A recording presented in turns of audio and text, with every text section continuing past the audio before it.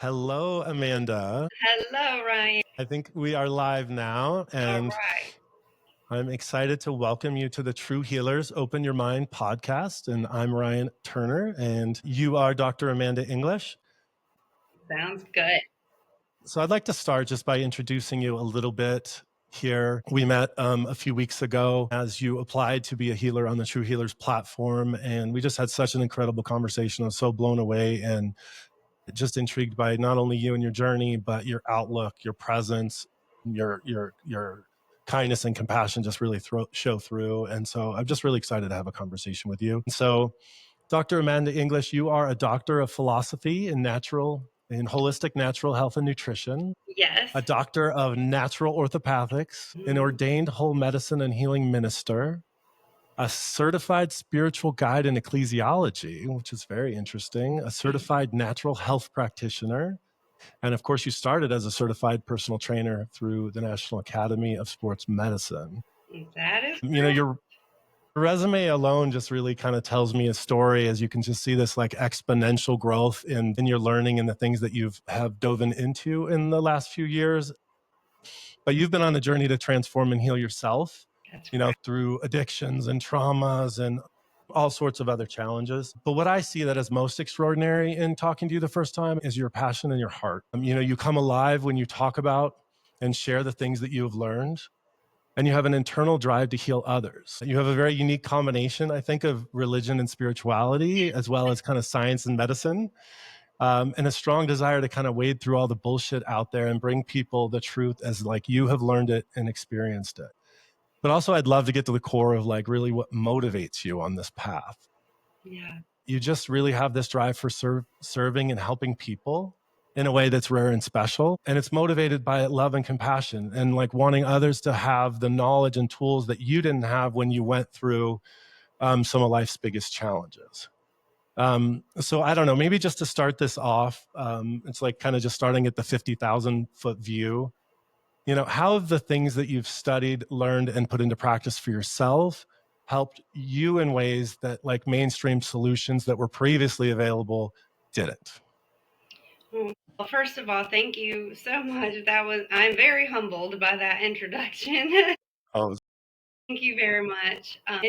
The feelings are absolutely mutual, and I just, so much appreciate your kind heart and what you're doing here. And I think that we resonate so well because our missions align, and we just, truly desire to help people heal and to live well and to feel better. Yeah. So my journey into this realm began when I was a teenager, really, because it was then that I began to experience a lot of physical and mental struggles. And, I was diagnosed with autoimmune conditions, things like fibromyalgia, yes, fear anxiety disorder. So, as I shared with you before, I went into biology hoping I could crack the code. The doctors couldn't figure out what was going on. And diagnoses like fibromyalgia and IBS and these diagnoses that we get, it's just a label to a cluster of symptoms. So it's not an answer, really. It's like, okay, fibromyalgia, well, what caused that? Where did it come from? And all these things that we label as different conditions and diseases are really just a name given to a cluster of symptoms. And that wasn't an answer to me. Nothing worked. These different medications and treatments, and well, we'll send you to this doctor and then that doctor, and just I never improved. If I felt some kind of relief in certain aspects or certain symptoms, I had these whole new ones that were all of a sudden coming along. And as a lot of us have experienced, when we take medications, we get these different side effects, and our bodies just react differently to things. And so when I was in college is when I found, now I had very severe stomach issues to the point that just really arrested my whole diaphragm, all the way up into my shoulder where it was hard to even take breath. And the only thing that would alleviate that was to lie down. Well, when you're working, going to school, you can't always just lie down where you are, And so I had discovered that accident that if I had a little alcohol in my stomach, that those symptoms seemed to subside. And so that became my remedy. And it wasn't until I went to a biology lab one day and my hand was shaking too bad to spread the culture on the petri dish. And I'm like, well, what is going on? Because I didn't know. People didn't talk. This was a couple decades ago. People didn't really talk about things like that. I knew my grandfather drank a lot, but that's all I knew. And so, like, I realized, okay, things are an issue. But like a lot of people do, let's keep it quiet. Because we've attached such a stigma and guilt and shame to that. And so I white knuckled. I was white knuckling for a long time. And, I would go to counselors and therapists and this and that, but I never really nothing ever really helped. And so fast forward when my kids got old enough, I was like, exercise helps me feel better. It's got to help other people feel better. So that's what I want to do. I want to help other people feel better this way. So I got into personal training, and then I was brought on board by a sole proprietor, a holistic life coach. So I went through training through the Czech Institute to do that. And in the pandemic, um, I I had so many people saying I'm struggling, like mentally struggling, So being the research mind that I am, I started doing my research. I came across this chart about amino acid deficiencies, how they're correlated to addictions, food addictions, also substance addictions, and also these other things like ADHD and Alzheimer's disease and Parkinson's disease. And I'm looking at this like, why is this not common knowledge? Don't we know this and can be done about it? And so I was like, I have to know more about this. There's so much more to this that I don't even know yet. And so I felt into my quiet place and I felt divinely guided to pursue education and expand my knowledge in that aspect.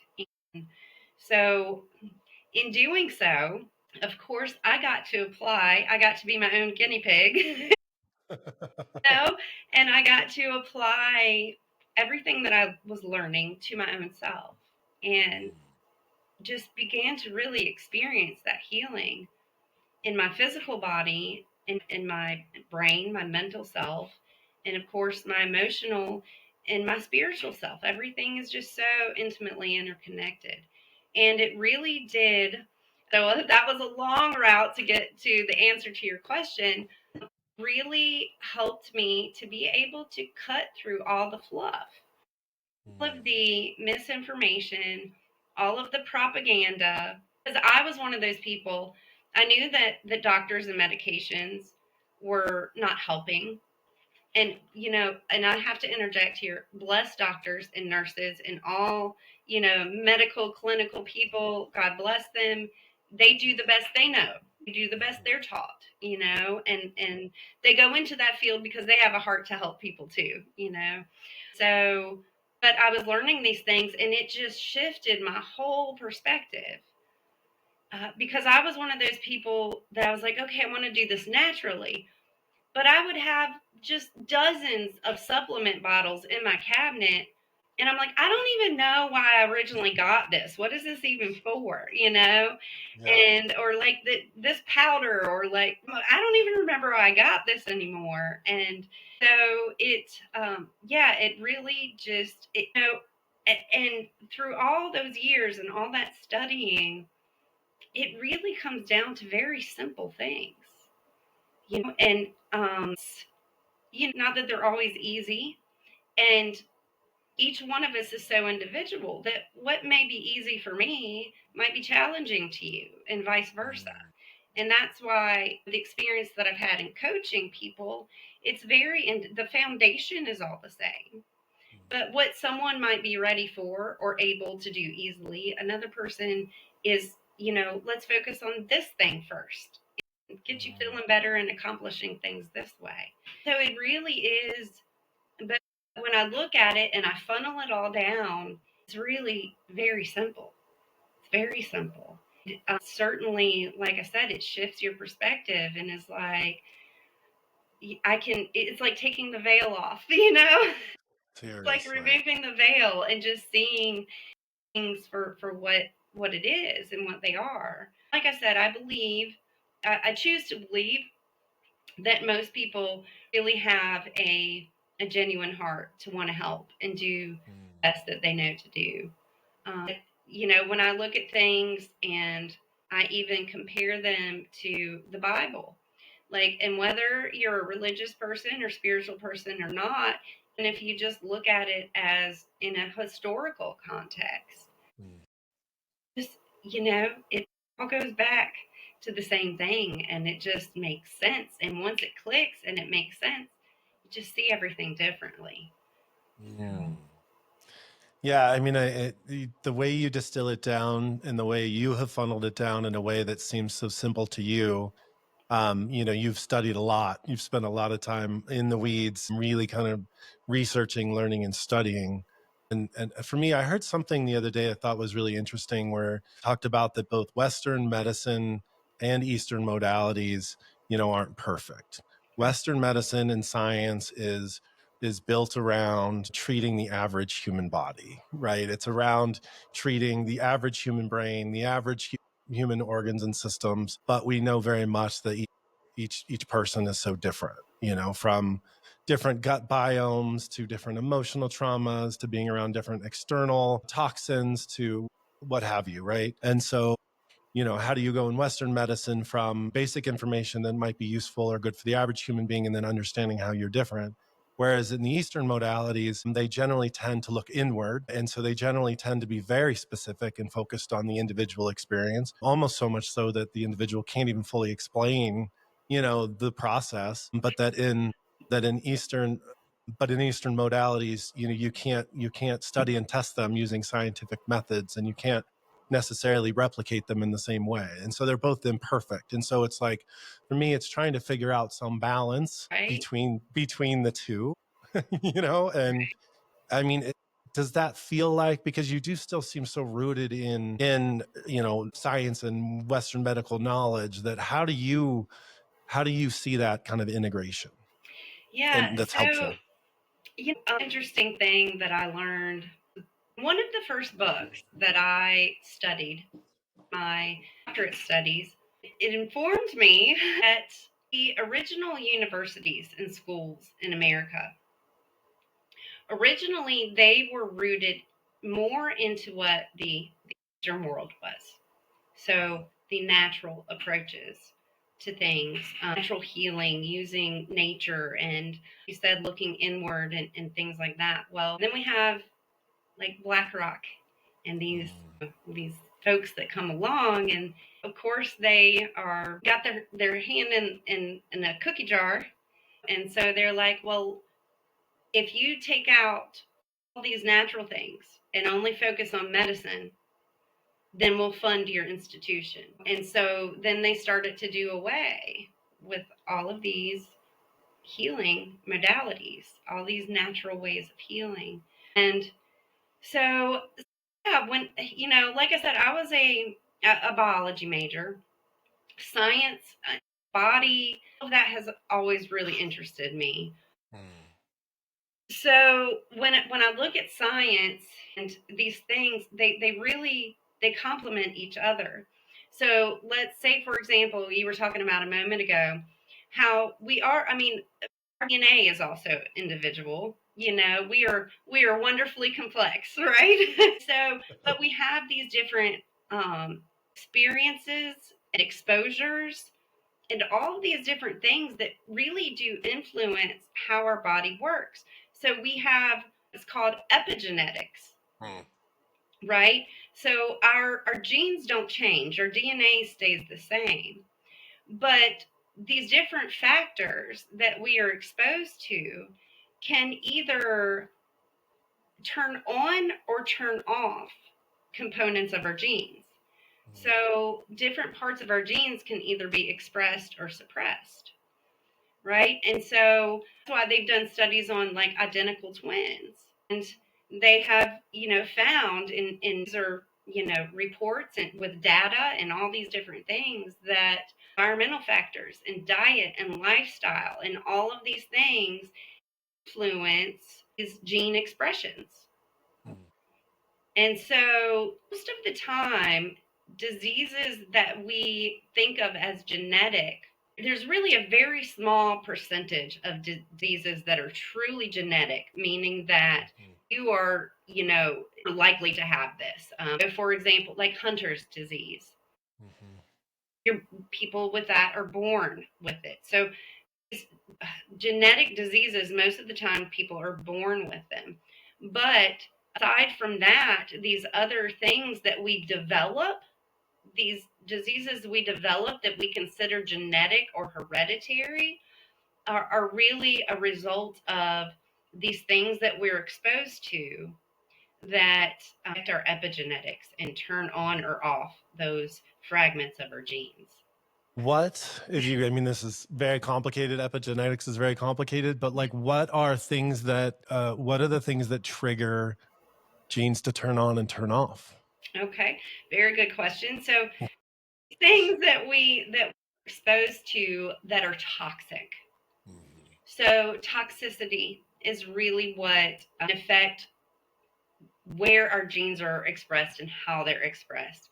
So by toxicity, I mean things like stress. Stress is highly toxic to the body.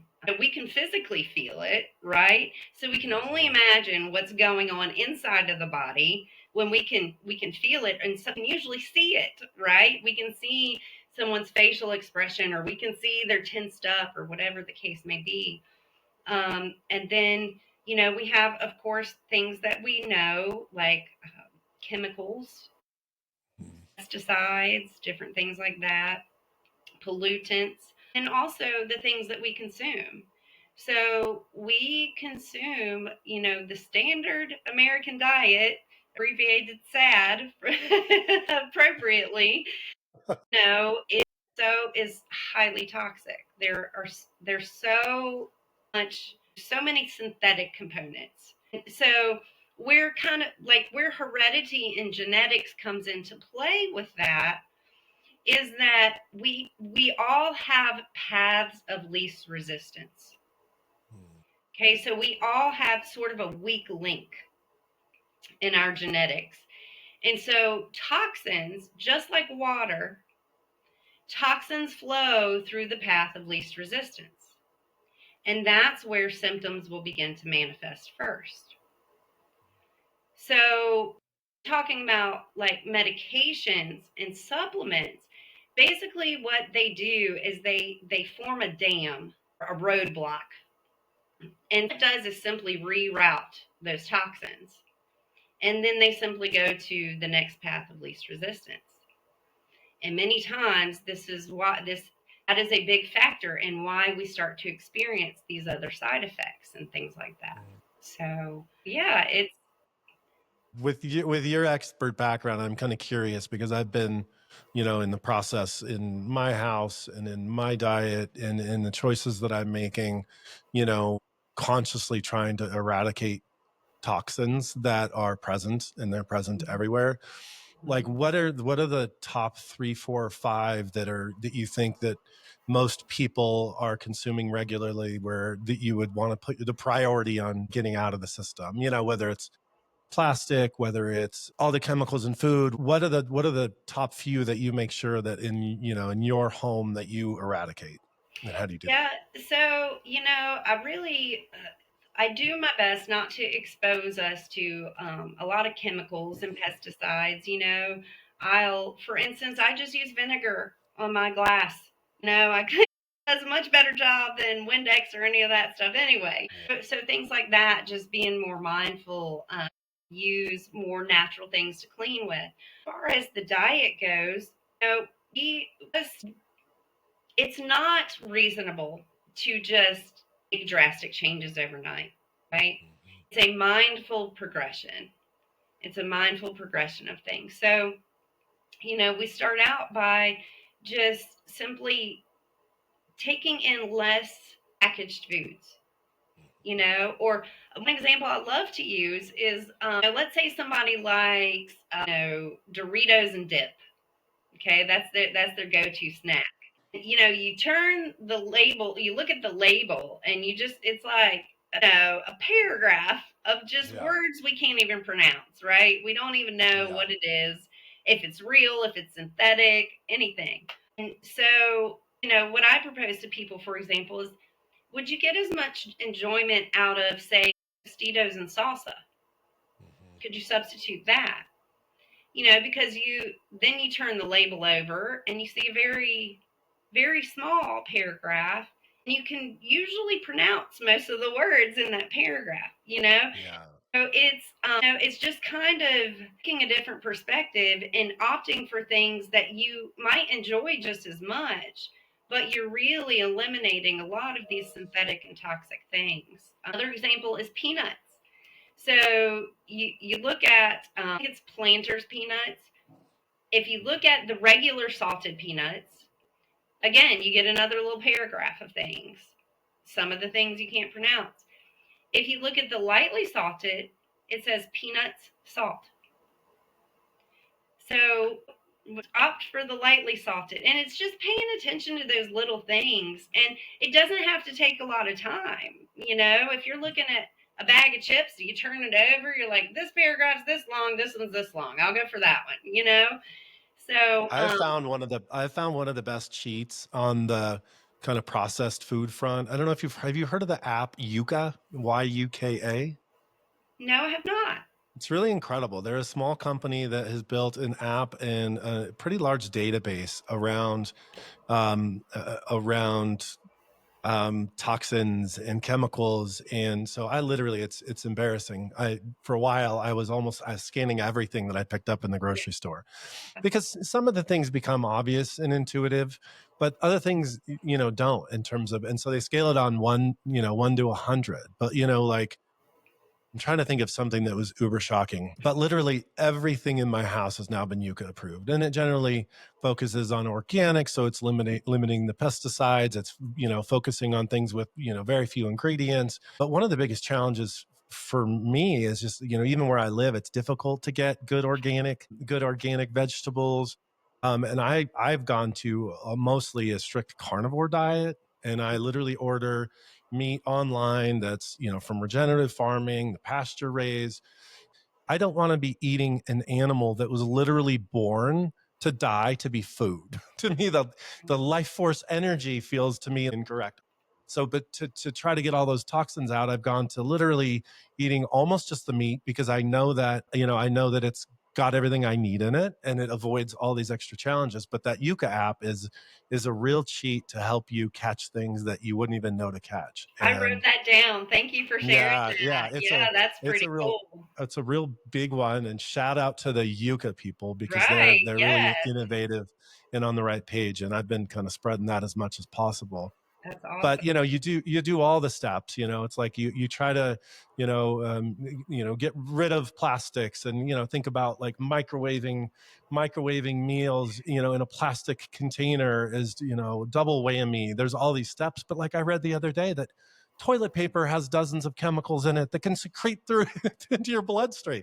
I mean, it's too much. Yeah. But I guess like where this takes me is um there's anger. I have anger at the lies and deception, Yeah. because on every front you can see it. I mean, we don't need to get into the whole big story of things, but like if you go back into the 90s and even in the late 80s, when the Surgeon General slapped, labels of warning on cigarettes at a next level, and you saw the cigarette companies transition and migrate from into buying the snack food companies of America and transitioning the same chemists that made, cigarettes as addictive as they were into food. And it's like you start to see the whole machine of profit and when it's taken over. And what's really kind of blew everything open was COVID, right? And COVID was just a scenario in which it felt like, Right. you know, where we had censorship of honest doctors who were looking at different solutions. We had things being forced on us that turned out to be false, all of this stuff. But it's like, how does that make you feel in a way? Because sometimes it feels like we're fighting against this 800-pound behemoth that is literally lying for profit in all of these different areas and affecting our lives, and it forces us all to become our own doctor and become our own healer, if you will. And Yeah. like, what is your trick to not being angry? I don't know. Well, it certainly is upsetting. For me, I can only speak personally for me on this, but for me, that's a lot of where my faith, my spirituality comes in, because there is a lot of suffering on this earth. A lot of it is unnecessary, and that's I hate to see people suffer, especially when they don't have to. You know what I'm saying? And so, but at the same time, I also look at it as our suffering. We can choose to either be angry and bitter about it. We can choose to see it as something that helps us cultivate compassion and empathy for other people. And like what you're doing, I mean, the True Healers is just phenomenal. I mean, I just love it because it's an avenue to bring people together that have been suffering, and we can empathize and relate to each other. And yes, I get angry too.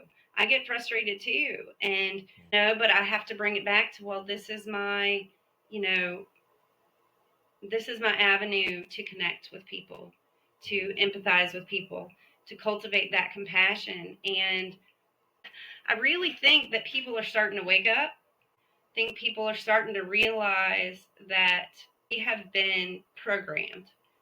We have been programmed to live a certain way and believe certain things. And we're starting to see and understand that, we don't always get the best advice or suggestions, and that the government really could care less about us as individuals. You know what I mean? It's So, so true. and I don't think, and I can't speak, I don't know them personally, but collectively speaking, we're just ants on an ant farm. You know what I mean? Um, and so, but I do my best to take that frustration and that anger and just shift it into the perspective of, this is how we connect with each other, and this is how we help each other. Yeah. And my hope is that the True Healers just grows and grows and just spreads. That's what we need to spread. We've been, the programming that we have all lived in and grown up in, that was disease that was spreading. Now we're spreading the cure. You know what I mean? Yeah.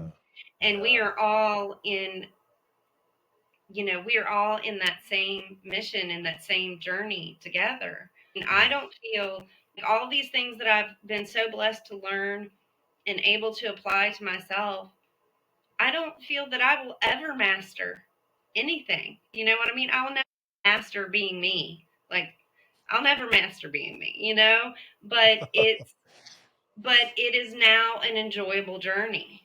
And I don't, and I encourage people, because I'm never like, oh, eat that, you shouldn't eat that, or that. It's not like, no, we still want to enjoy life and be part of life. And we realize that, the journey and the path that we're on is minority. Hopefully it becomes the majority. Yeah. But for right now, it's not. And, but that's okay. We can still have that intermingling, And we don't have to, you should be doing this or that. We don't have to get into any of that. We just live. We just live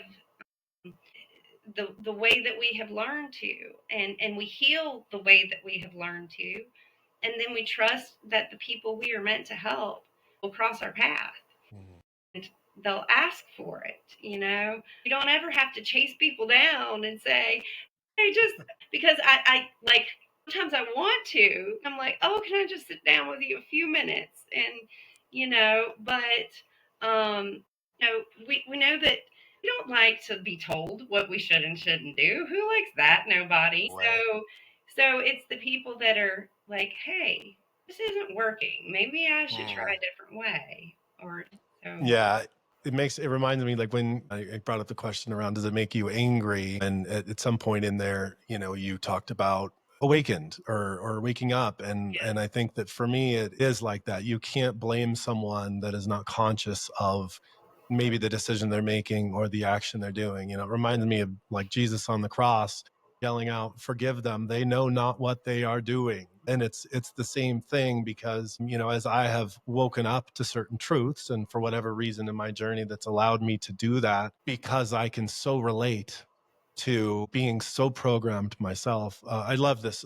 A healer told me the other day that they're using the opportunity of parenting their kids basically to reparent themselves, because we're not only programmed, but we're programmed to program others, and to facilitate that, and to continue propagating it, if you will.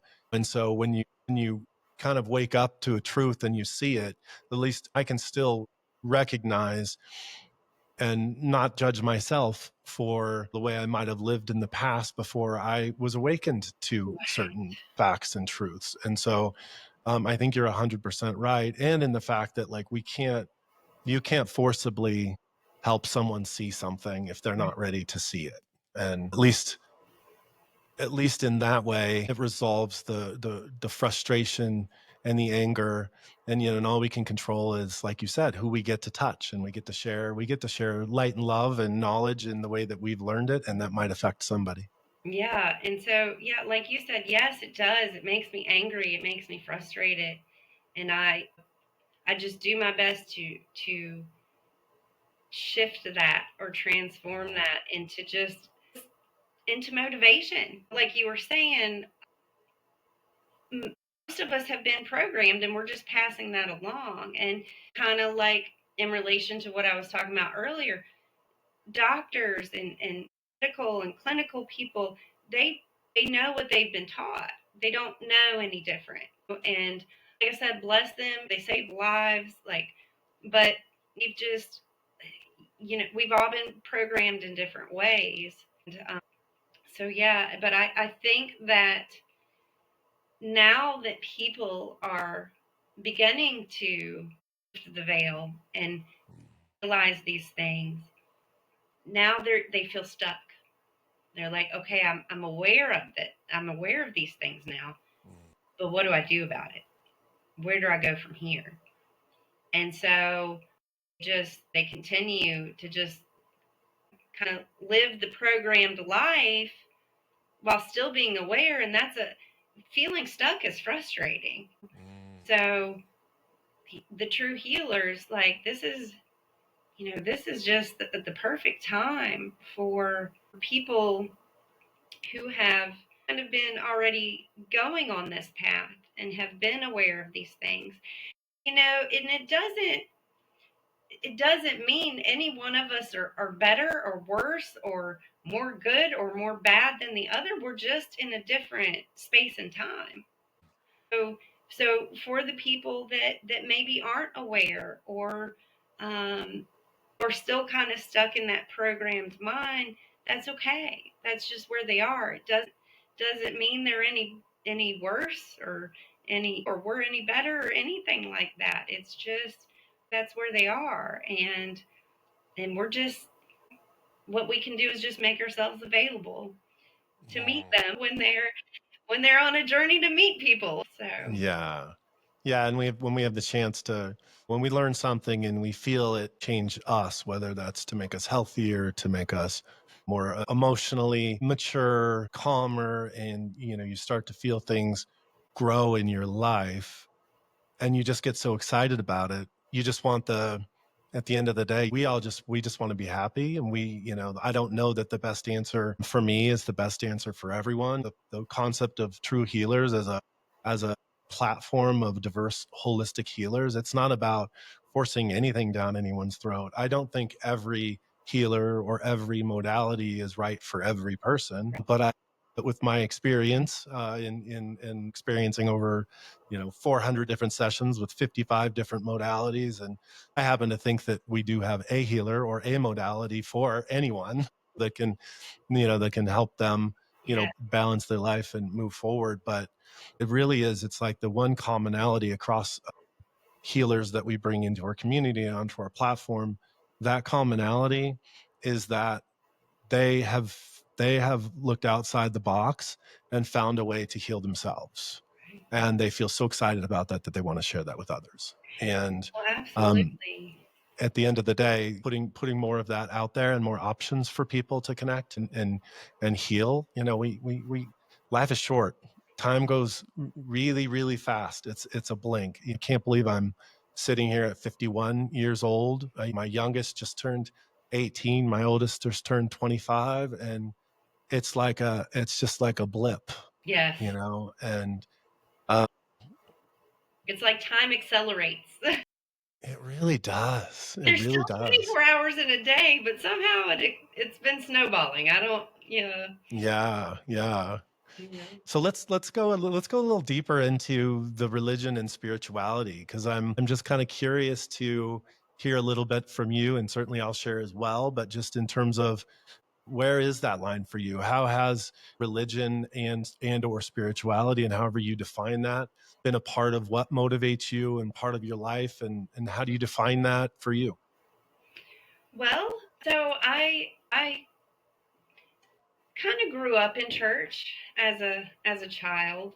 Um, so I went to church with my family until about the age of 12, and there were, I don't know, was friction in my family and I. We ended up leaving the church, and sadly, that's often what happens in churches.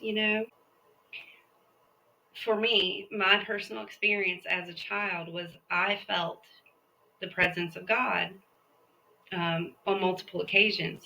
And to me, it wasn't an emotion, it was a presence. And that is, so from that point on, there was nobody ever that could tell me that God didn't exist. Like that was true to me. That was my truth. That was what I experienced. There was no way nobody else was going to convince me otherwise. Just kind of had a journey, I think, like many people do, where it was like, okay, I want to be close to God, but I don't know how. And so I start drifting away, then I try again and I start drifting away. And it was just this repeated process throughout life. But I through my battle with alcoholism, that was my focus, and still is my focus. And I would not have the relationship with my God, with my Jesus that I do if not for that. At the same time, I had to I had to seek my own truth when it came to religion, because many things that I had been taught, many ways I had been programmed, just even in my spirit and myself, it just didn't settle well. And I'll just give, in my experience, a common example is like, and I've heard many religious people say things like, well, if you have a condition and medical experts can't figure it out, then it's demonic, or or you have a demon or something like that. And so I'm thinking, okay, so humans know everything now. So if humans can't figure it out, then you have a demon in you, like, because humans know everything. Like, it didn't add up to me. And I looked and I would study, and I'm like, well, every disease is demonic. God did not intend, death was not in the original order of things. You know what I'm saying? Yeah. So every disease is demonic. And really, my battle with alcoholism was very grueling. It was very long suffering. But I learned so much through that. And so much that I'm so, so thankful and grateful for. And, one of my prayers I would always pray, and I don't even know where this came from, but I would always pray, Lord, keep me humble. Just keep me humble. And, you've heard that saying, be careful what you pray for, but, addiction and alcoholism, I believe, is the most crushing of diseases because it crushes the human spirit. It crushes the human part of our spirit because people are afraid of what they don't understand. There's a fear involved in things that we don't understand. For a long time, for centuries, thousands of years, we didn't really understand it that well. And I get that. I get that part of it too. But now we do. We do understand more. We understand the genetics that are involved. And we understand how brain function, neurotransmitter imbalances, and nutrient deficiencies, and all these things play a factor. But it's not common knowledge. They're not going to share these things. Like I was blessed to be able to go to treatment centers and inpatient treatments and outpatient treatments and I say blessed because so many people are able to make it somewhere. But the things that I learned that helped me the most, I never learned from any of those places. I learned through studying the Bible and studying books and researching things and using Google and all these different things and putting all these pieces together. And so, but had the type of alcoholism that I had was that I would have these binges to where I just could not stop without medical intervention. Like my blood pressure would skyrocket. And the doctors and nurses they'd say, well, how long have you been drinking? I'm like, oh, 3 weeks. Well, that's not long enough to form an addiction or whatever. And I'm like, it's a progressive disease. Like picked up the one 3 weeks ago, it picked up where I left off the last time. You know what I'm saying? And so, but whenever I would stumble, whenever I would fall, the moment I got clear headed again, I would drop to my knees and I would look up. And thankfully, I don't recall that I was ever angry at God, but I questioned why a lot. And people say, well, you're never supposed to question, you hear religious people, you don't ever question God. There's Job. There's all kinds of people in the Bible that question. Now, we don't question who he is, and he says, come to me like little children. What's the number one question children ask? Why? It's like, and that kind of molded into, well, what are you trying to teach me? What are you trying to show me? What is going to come from this? And I would say, I would get back into my place with the Lord again, and I would say, okay, Lord, here I am, sitting in this treatment center or in this hospital or whatever the case may be. So I'm here if you want to use me. And, in my human mind, I'm thinking, I'm the same place they are. They're not going to listen to anything I have to say.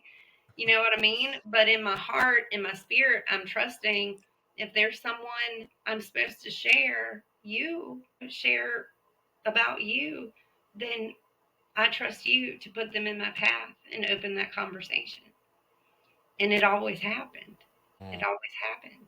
I had this very humbling experience one time where I was at a treatment center and I went down and I sat beside this guy and conversation led to the Lord once again. And he said, I was just sitting here contemplating which way to go. Should I turn to the Lord or should I turn away? Should I look to him or should I be angry and walk away? And we had a conversation, and it was like the Lord, I'd never heard him in an audible voice, but he spoke to my heart and was like, what if all of this suffering and all of this turmoil that you've gone through was for this one person? Was so that this one person would end up in eternity with me? Could you humble yourself enough? And I wept and wept and wept, because it wasn't just about me, it was also what my children went through and experienced. And I really tried to sit in that, really humble myself and say, if that was my purpose in all of this, but it means somebody gets to go to eternity with you, then it was worth it, you know? And I tried to stay in that place of humility, that no matter what I'm going through and so many things that I just don't understand, I just have to trust. You know, I have to trust and know that and the scripture tells us his thoughts are not our thoughts. You know, they're so much higher. His thoughts and his ways we can't even comprehend. So there's so much that I don't know or comprehend. So I trust and I do the best I know to do. And that's kind of an example of where my faith and it's just based on relationship with the Lord, and the dialogue that we have together and the time that we spend together. And I see these people that are very religious is what I would say. And I just have compassion for them too. And so me, it was kind of like, God, help me find my own truth. Help me find who you are to me and who I am to you. And really my journey with alcoholism, I finally got to a point where I really did have to set everyone and everything else aside, because it is a very stigmatized and judgmental condition. And I had to be okay with people not understanding me, and all of these things that I was lacking with, you know, wanting someone to understand and wanting someone to be able to comfort. That's what I found in the Lord. And so even though it was 2 decades of what I would consider hell on earth, you know, kind of imprisoned in your own self. But like I said, my hurtful, heartbreaking thing to me was my children and the things that they went through. And you know, I would always talk about Jesus and talk about the Lord with my children. Every time I would stumble, every time I would relapse, I would say, Lord, please don't let them have a bad taste about you because of my failures. That was the most important thing to me. I did not want to compromise how they saw the Lord or their relationship with the Lord based on my failures. That was my biggest prayer. They both know the Lord because they want to, not because I forced them to, not because I'm putting things down their throat. They desire to, and they ask me questions. So it's like all these things that I had so much fear about. God's like, you trusted me. You trusted me. And so, I mean, to me, he's just an awesome God. There is no one anywhere that could ever convince me otherwise. And and I tell people at church a lot, because in our church there's many, many, many that struggle with addictions. We have a food bank, and we serve food, and we just have food there for people. And the area of town that the church is in, many, many, many have addictions. They're homeless. They have disabilities, different things like that. And and I believe that God placed me there to help encourage them too, because I know what it's like, and they have it much harder than I did. So I can't even imagine, you know, their struggle, because I at least had a place to go sleep. I at least had a place to go shower. I at least knew where food would come from. And so many of them don't even have that. And so it's one of my missions and ministry is to really help and encourage people who battle addiction. If Lord directs me to do so, because I sure would like to, talking about being angry and frustrated and kind of shifting that for motivation, I really want to advocate for changes in the way that addiction is understood, in the way that it is approached, that it is dealt with in the legal system as well. So yeah, I know that was a very, very And it was really beautiful, and there's so many places that I connected with in your story. Definitely heard you say that 75% of I think it was Americans, would say that they have a family member that's battling addiction, and certainly probably 100% of everybody knows somebody battling addiction. And it comes in so many different forms. And for me, I'm still almost kind of break down my journey with alcohol itself, and was always tended to be a binge drinker, and things would come out of me when I would do that weren't pretty. I definitely caused pain on other people, my ex-wife, my current partner, early in our relationship, and in that. And I'll never forget, I got arrested for a drunken public. I don't know how many years ago it would have been, less than 10, but maybe 8 or 7 or 8 years ago. And it was such a moment, just being kind of caught in a place that was just so ugly. It was just in such an ugly place and an ugly moment. And I'll just never forget. And part of the process, it was for me to deal with this. I was sentenced, if you will, to AA for 6 months. And I'll just never forget, because I always think about the stigma that I had walking into that room, of the way that I had already prejudged people that were going to be in that room, and that I was somehow now, in that group. And I met some of the most beautiful people. I did a year. There were days I went more than once. I mean, I did 4 times, what I needed to do, because I connected with so many people. The humility of walking in there and starting before you talk every time and announcing that you are an alcoholic. And, it just takes this whole veil of everything away, and the authenticity and the care and the sponsor that I had and the time that he gave to me was just, it makes me emotional just thinking about it.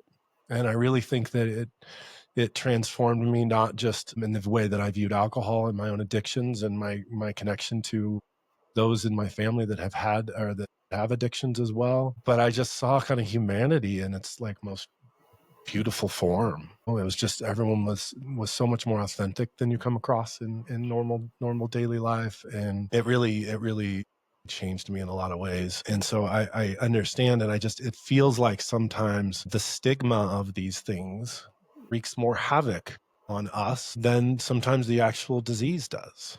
right. You know,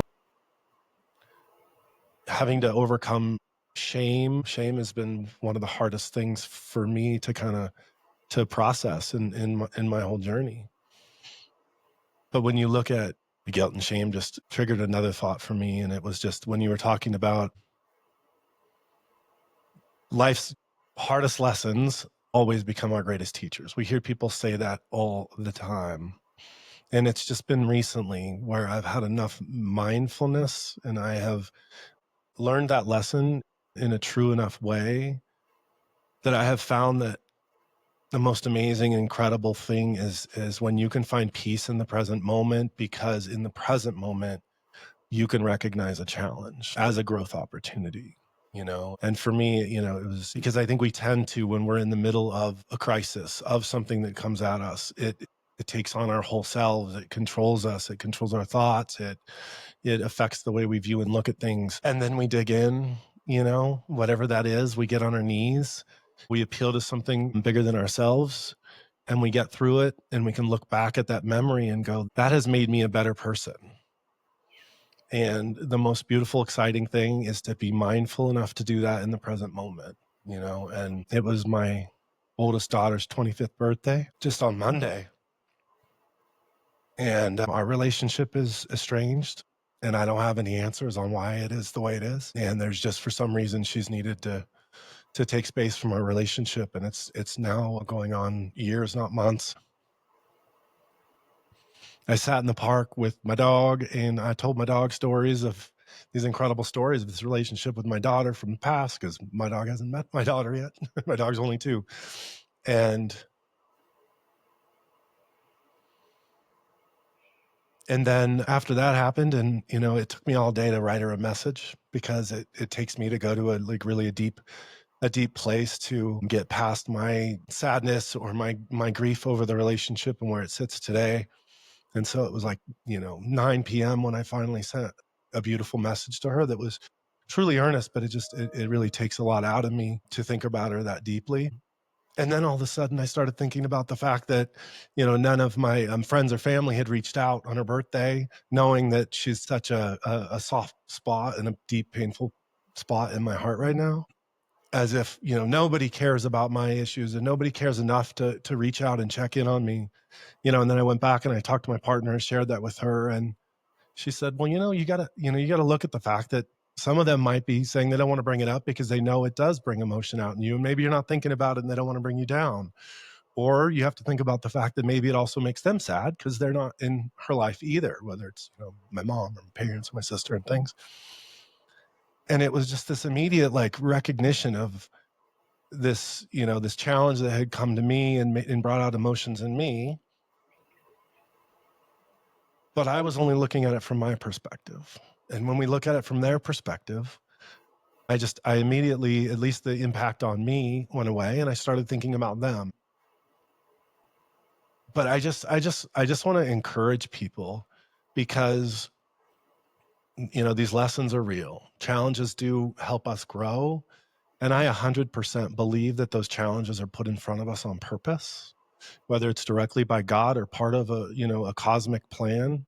And the most beautiful place is in the same hour that I was, you know, tearing up and having this deep moment, I was able to release it and be free from it.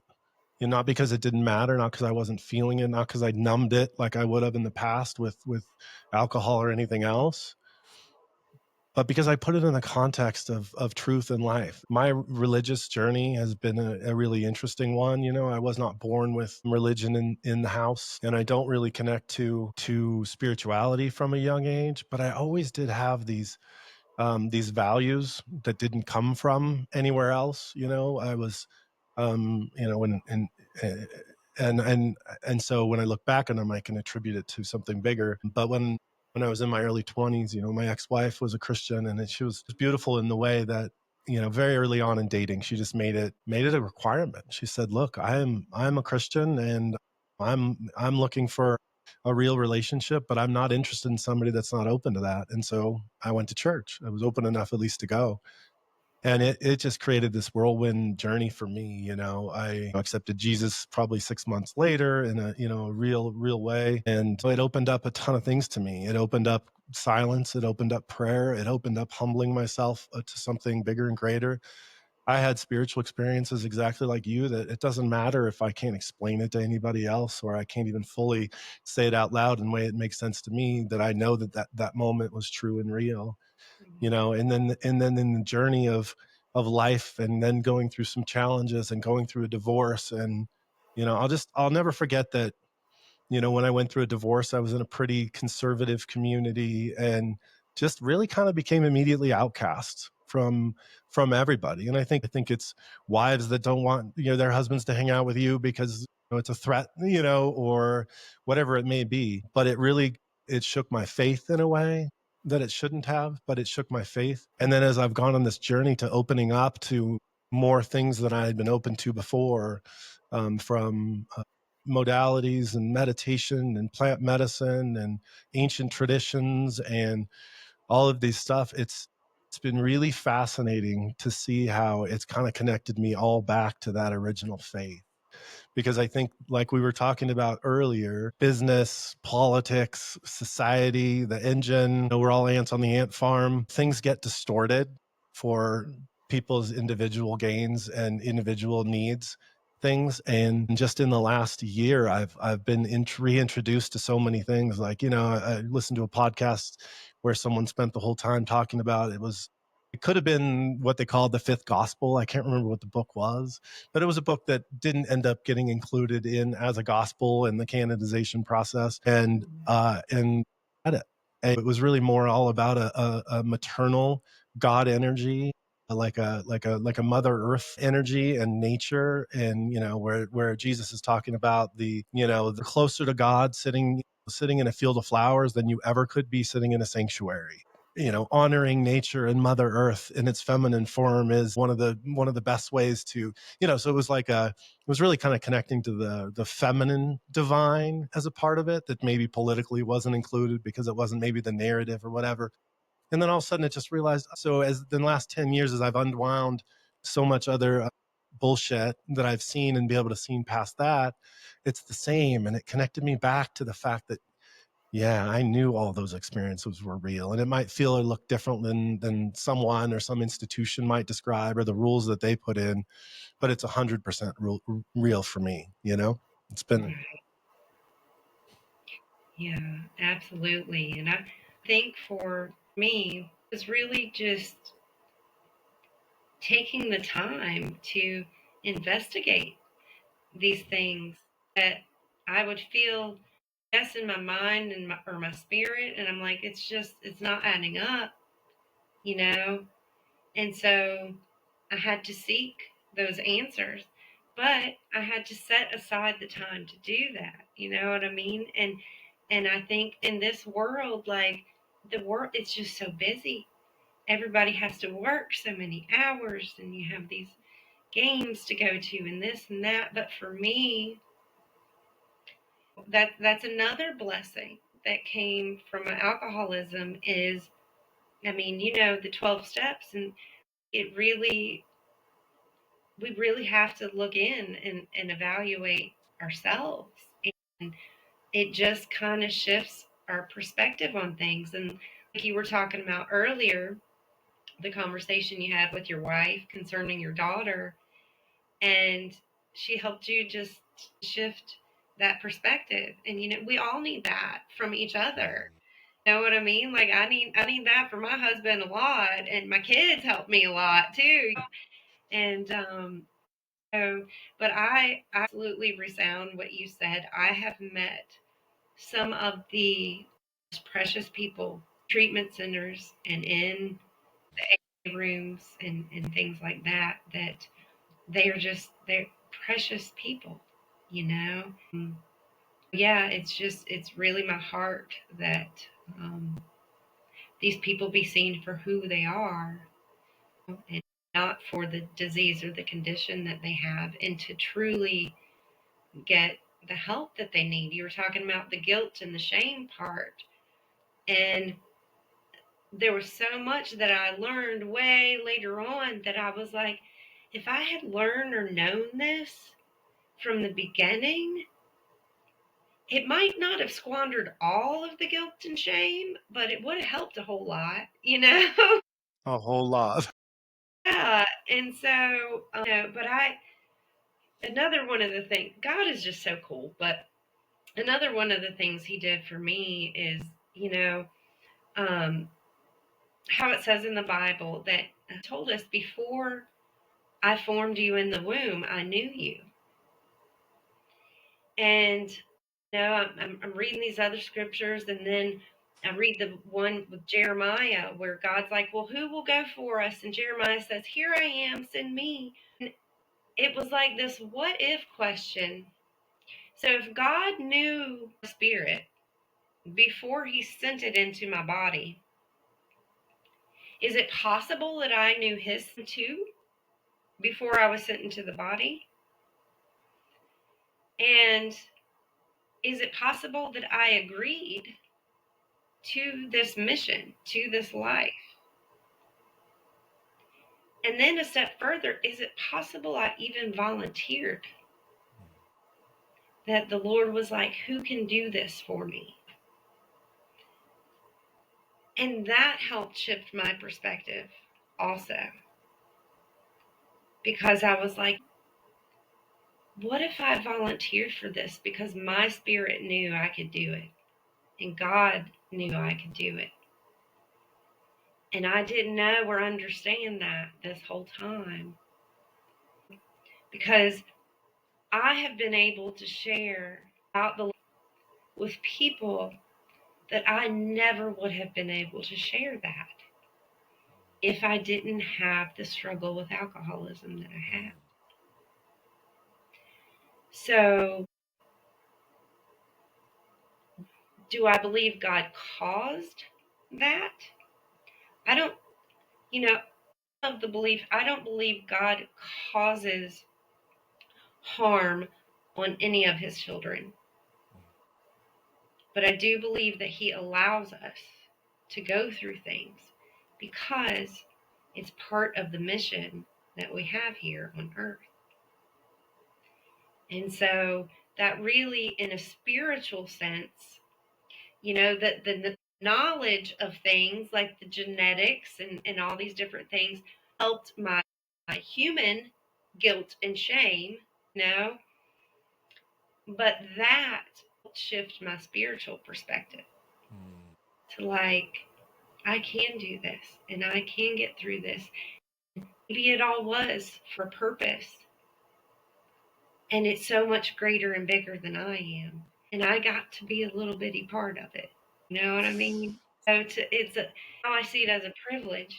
You know what I mean? And like I said, I did learn so much through that experience. And had I not had the struggle with addiction, had I not gone through the 12 steps, had I not turned to my faith, all these little pieces that came together,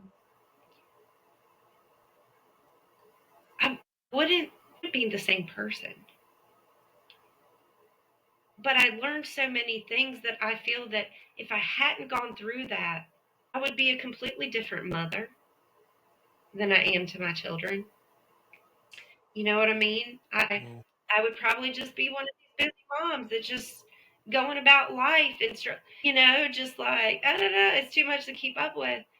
But my experience has shown me the importance of sitting with my kids, talking to them about emotions and about all these different things and about helping them with their perspective and, all these different things that I think if I hadn't been through what I've been through, I'd just be angry and frustrated. And Right. like, but instead, I went through something very, very terrible and very, very difficult. I see it and I thank the Lord all the time. Thank you, Lord, that I got to carry that cross so that my children wouldn't have to. Because if I hadn't had that experience, then they may have. They may have went through that torment and that suffering, And so I thank the Lord all the time. Thank you for letting me to sacrifice myself for my kids so that they wouldn't have to go through that. And so, but it's all so emotional and up and down when you were talking about your daughter. And I know how heartbreaking and for me, I have just seen so many times, time and time and time again, when I go to the Lord with sincerity and talk to him about those things. And I say, Lord, I don't know how you're going to do it. I don't know your timing.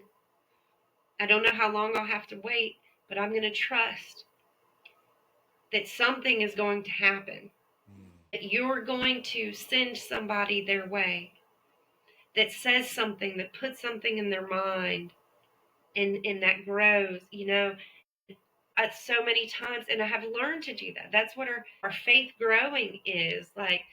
God, He starts out with small things to grow our faith. And we think like, why does it get so much harder? Because He's growing our faith. He's increasing our faith. He can't use the easy ones that He did when we were babies, you know. So He's increasing so that we grow.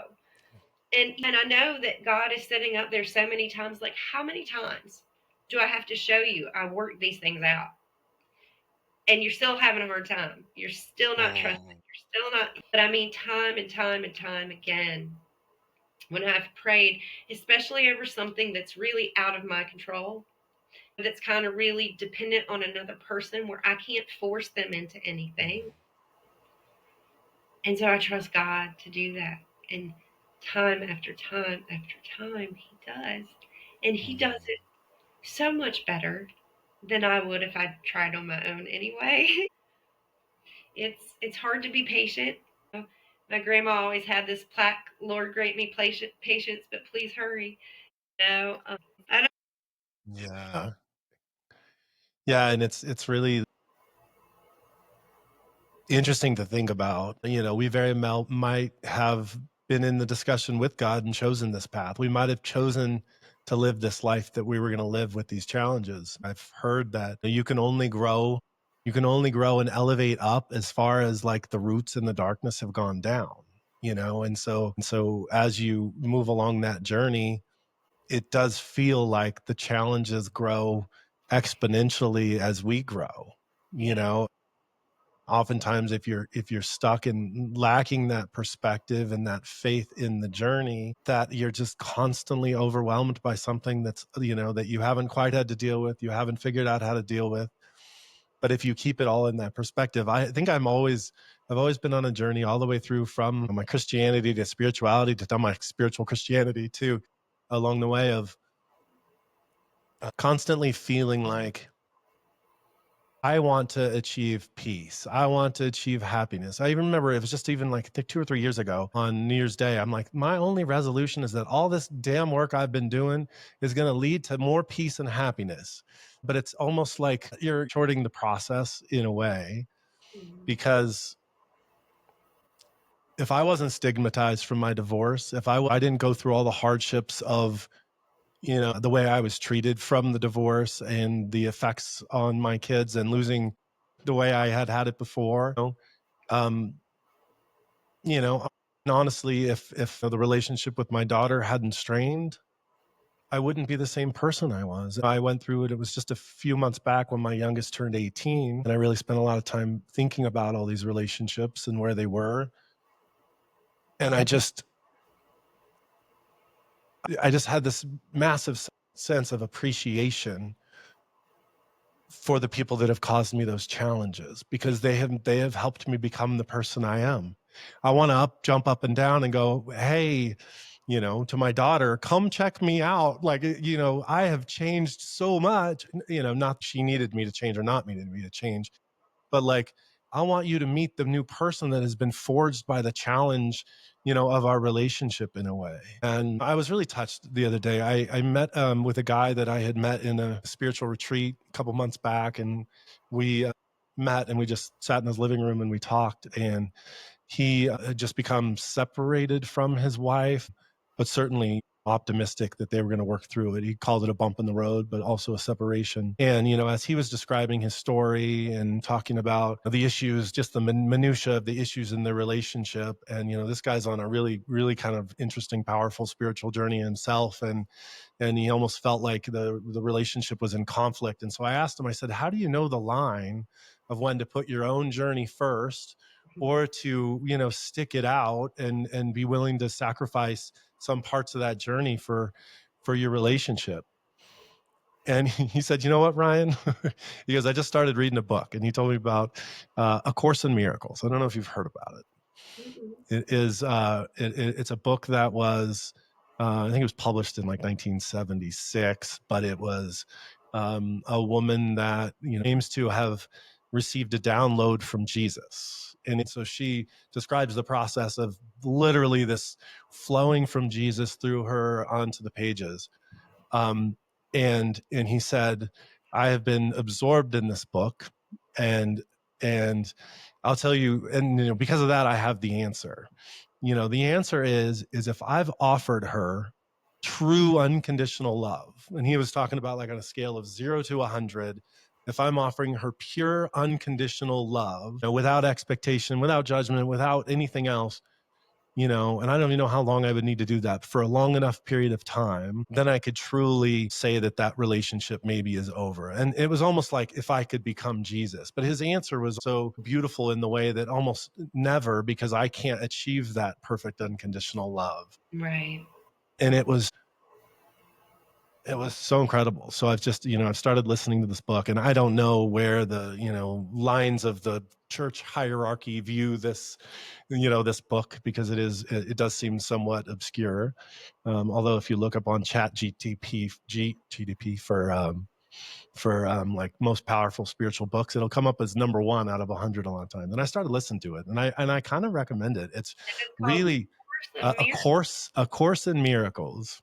Okay. And it almost like, it sounds like it's Jesus, as if Jesus were to come back today and explain how things have gotten a little bit distorted. But I have not heard anything in it that is inconsistent with his teachings and his life. It's really, really beautiful and powerful. And it really connects with the fact that, love is the center of everything, and that there's reality, and then there's, not reality, or falsities.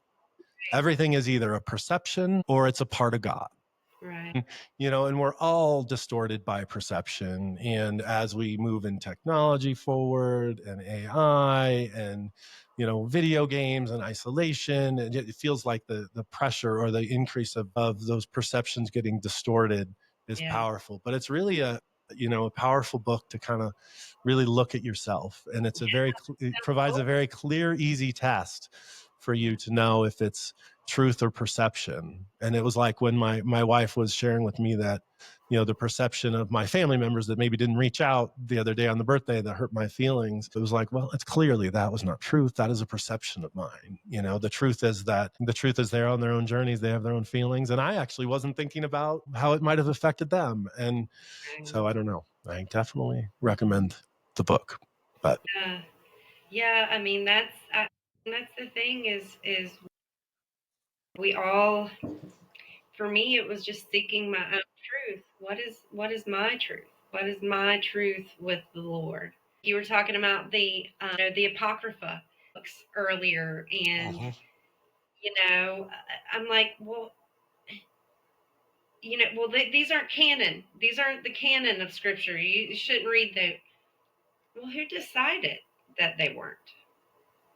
Like, why did they decide that? You know what I'm saying? Like, yeah. so it to me was like, well, I'm not supposed to read them just because I'm told not to. Like, I kind of want to, and then like Enoch, the book of Enoch. Enoch is mentioned in the Bible a few times, and for me, the book of Enoch was very significant in the correlation between like why we are diseased. The natural order, how God's natural order, was messed up from these fallen angels. The book of Enoch, that the watchers that taught us how to make tools and weaponry and all these different things, because it was the knowledge of good and evil. Man is not wise enough to use it all for good. I mean, that's where it all came from. But like that was a significant component to that. So it was like, so yeah, it's just kind of seeking our own truth. But to me, was seeking that truth in tandem with the Lord, like you said.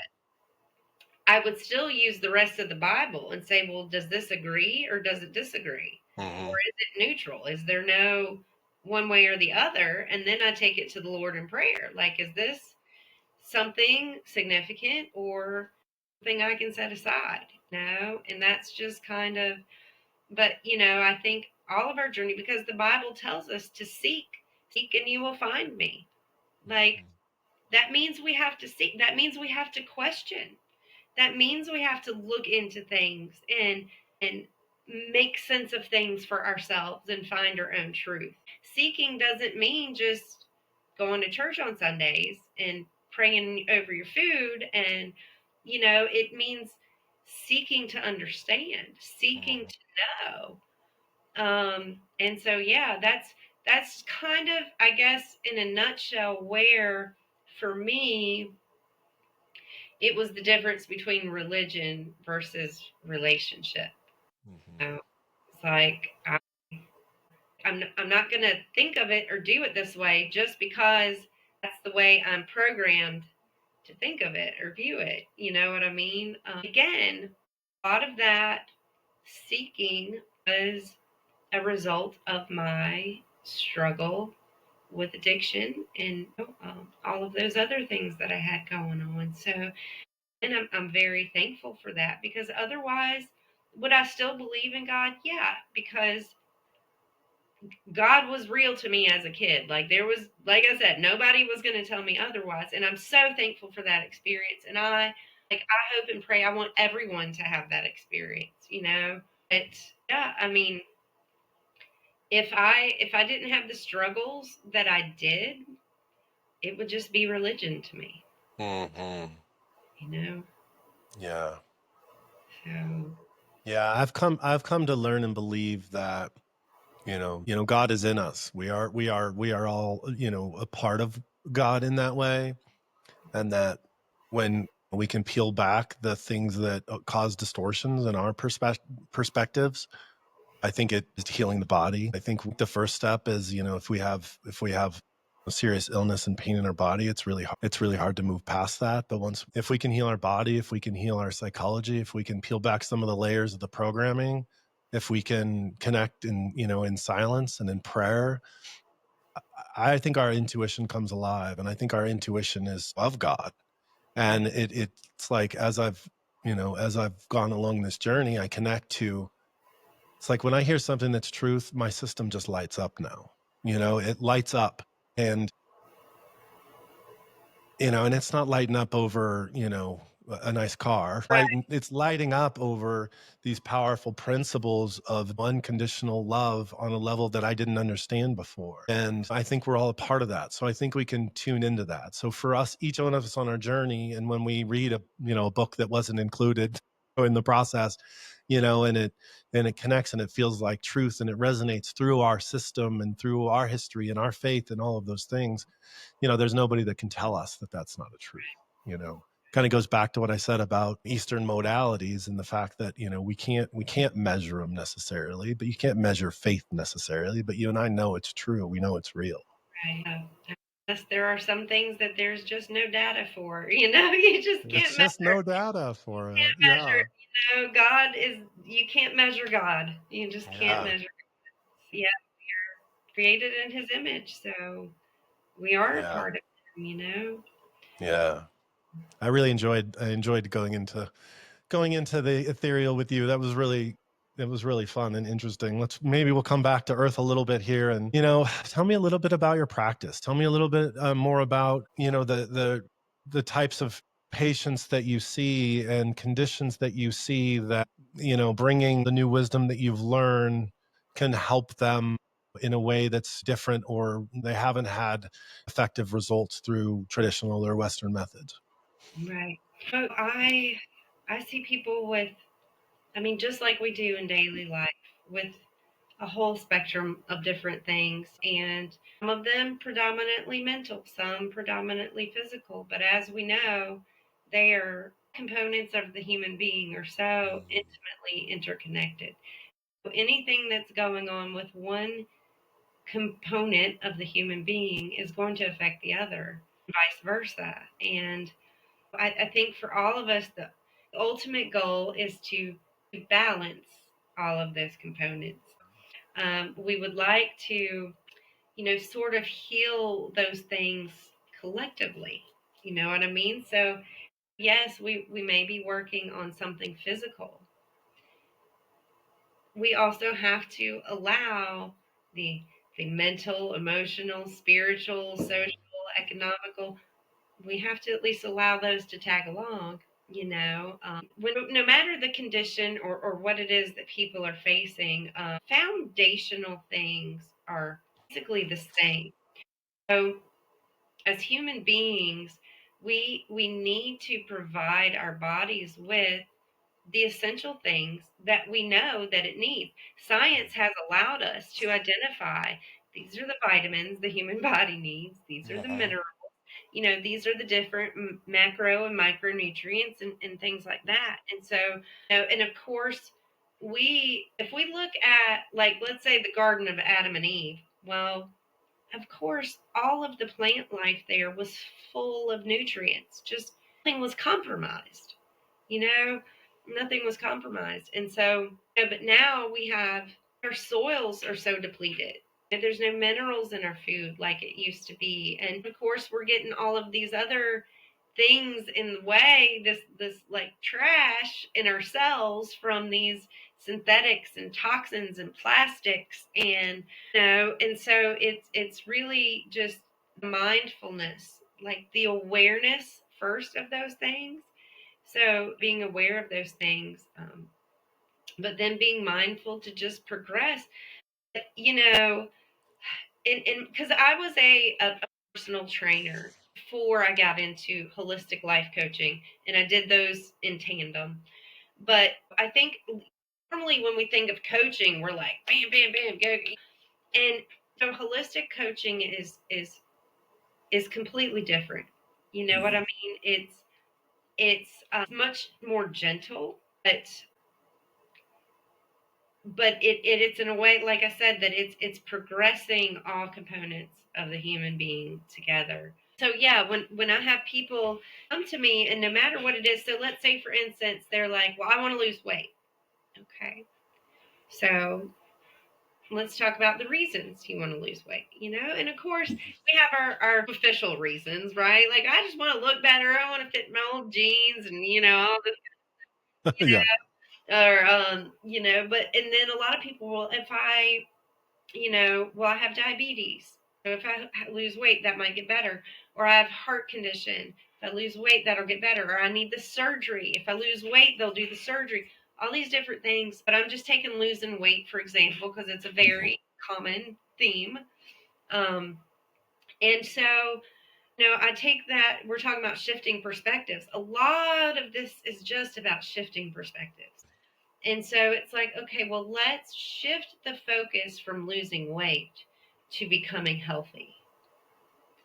Because the healthier we become, the more naturally everything else is going to balance, including our weight. So the healthier we become, the more naturally our body is going to go to the optimal weight, the healthy weight that it should be. So a lot of it is just kind of shifting the perspective on things. And like, so many additional means of things is just not sustainable. It's not something that people enjoy. Like I said, people normally think of coaching as like, hitting the pavement, go, go, go, go, go. Well, you can only be in that mode for so long, and then it's like, okay, enough already. I'm exhausted. I'm worn out. There's no way, no way I can keep up with this or keep going like this, and so when we're working on becoming healthy in a natural way, in a truly a healing way, where it starts to balance all the systems of the body, should be enjoyable. It should be something that we enjoy, and that we get to look forward to the next thing. And it's like we were talking about earlier, those of us that have gotten into a certain modality and we get to experience it, we're like, we just want to share it with everybody. We just want Yeah. to, like, hey, look at this, hey, look at that. But then we know on the flip side that people have to be in a place where they're open to that and ready for that. So, like, most of the people that I have worked with are people that have already been in the medical clinical system, around and around and around. Yeah. They realize, like, I'm getting nowhere. I'm just going in circles or like spiraling down the funnel. You know what I mean? Hmm. So really, truthfully, most of the people that I end up working with are people that have already tried all the other alternatives. Um, the other, like the new super food or super powder or the new Yeah. fad diet or this new pill or whatever the case may be. And because most of the times these things, even if they work, it's very temporary or there's a consequence to it.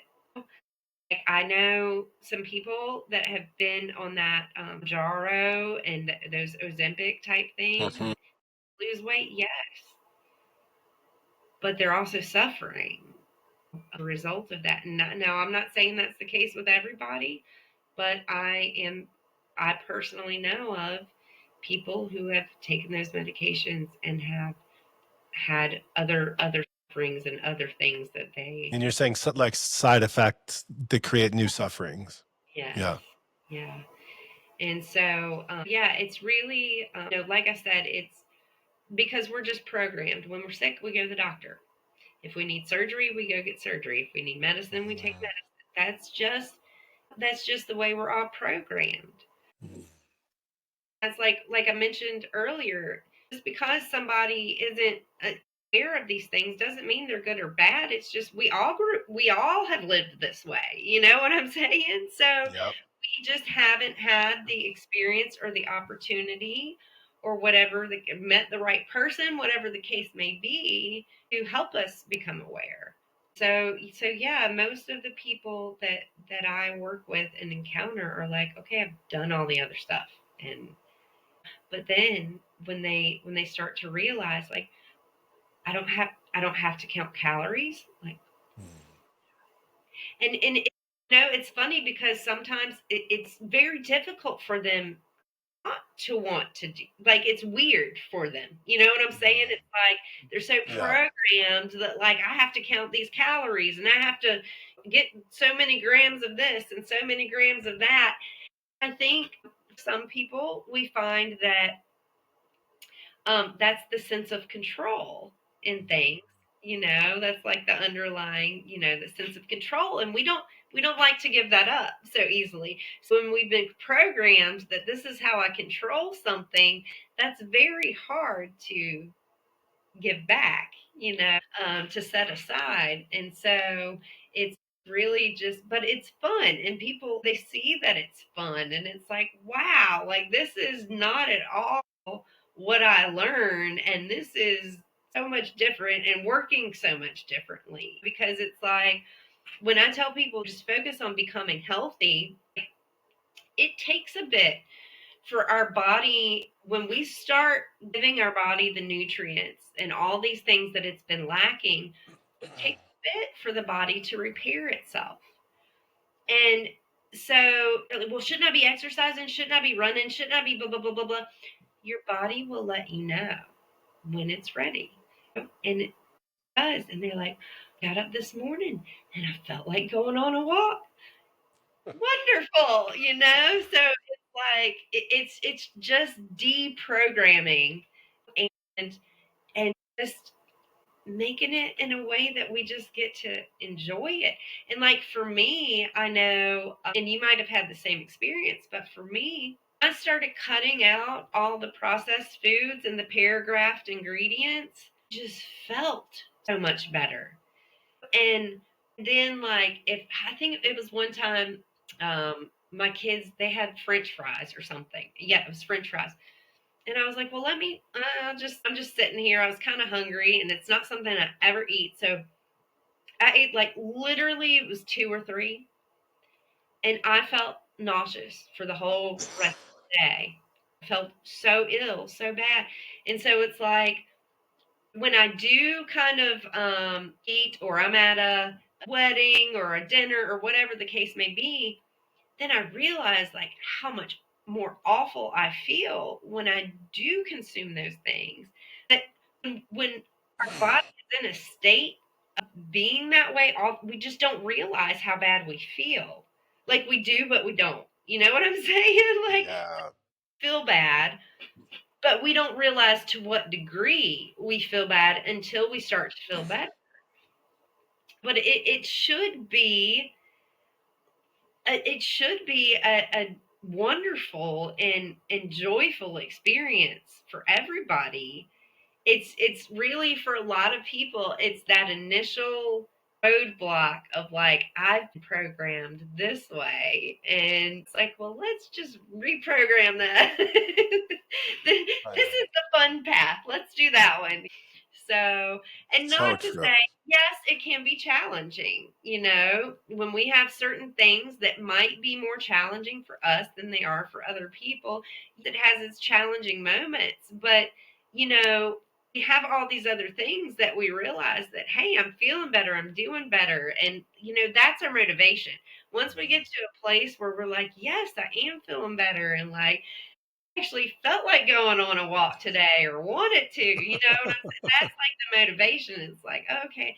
And it's not where like you're just overwhelmed and everything. It's like, okay, I got to do this and this. No, it's just, let's pick the one thing. Let's get that. And then we'll add another thing to it and another thing to it. And before they know it, they're like, hey, this is actually fun.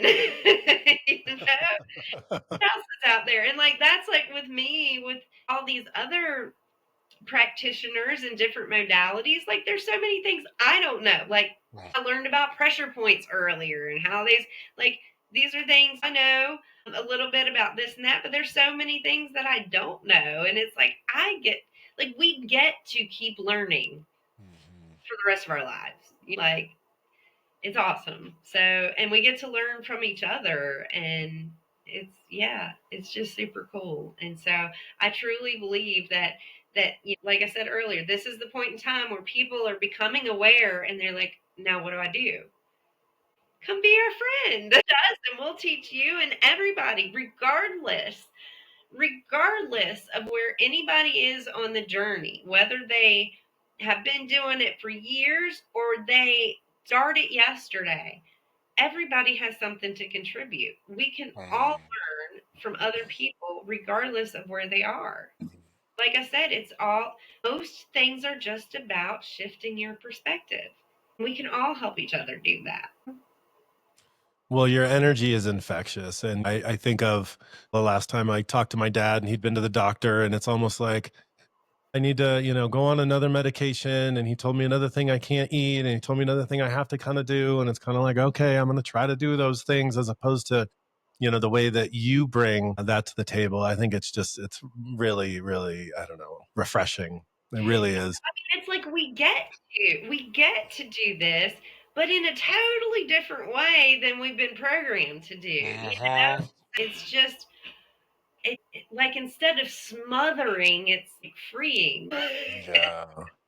Well, and it's such a snowball effect in both directions. And if you're 50 or 70 pounds overweight and you're not sleeping well and you eat crap because it's hard to find and it's more expensive to find healthier options, and you're working a job or two and there's not a lot of time. I mean, it's like the snowball effect can feel so daunting, but just I feel like you bring a message of we can improve one thing at a time and reverse that snowball effect. And that's kind of like for me, because it was like I got to a point and feel like I instituted 20 or 25 changes all at the same time, but I was in a place where I had the time to do that. I had the equipment to do that. I had the mindset and the motivation and all of those things.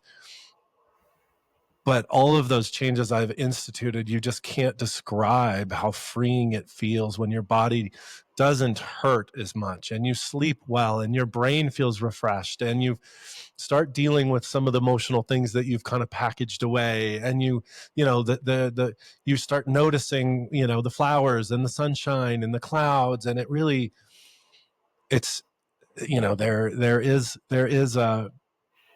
there is hope, is I guess what I would Yeah, say. smiling because what you said, it just reminded me last night. Two of my neighbor's dogs had trotted down the hill and we're in their backyard. And one of them's a boxer, and he's so funny because he looks like he smiles. Oh, and he's adorable.